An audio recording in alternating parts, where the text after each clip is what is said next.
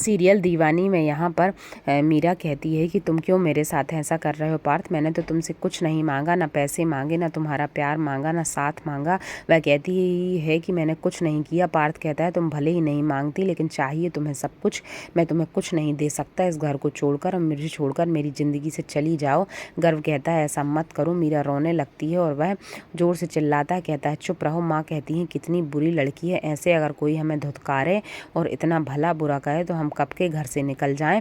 और ये पार्थ इसे कितना चिल्ला रहा है, फिर भी यह कितनी बेशरम है, यहीं पर टिकी हुई है। वह किचन में काम करती है, काम करते करते उसके हाथ से कुछ गिर जाता है तो साफ करने लगती है और बहुत रोती है।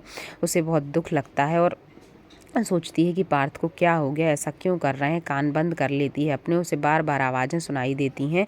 पीछे से माँ और बुआ जी आ जाती हैं, कहती हैं इसके जैसा ढीठ तो हमने सारी ज़िंदगी में नहीं देखा, हमें क्या करना, लेकिन ये जाने, इसका काम जाने, इसके पति को होना चाहिए था इसके लिए जोगी, पर यह दीवानी हुई पड़ी है।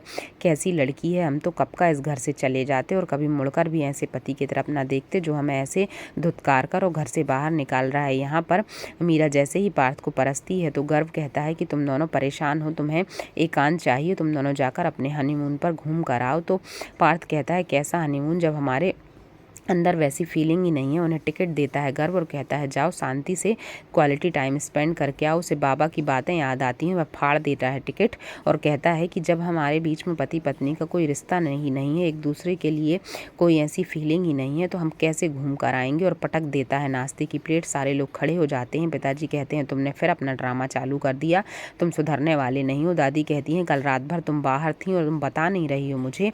इसकी गलतियों को छुपाने की कोशिश मत करो, ये हमेशा से ही ऐसा था, तुम अचानक से तो नहीं चली गई। पिताजी कहते हैं इसने बाहर निकाल दिया तुम्हें और तुमने मुझे बताना भी जरूरी क्यों नहीं समझा।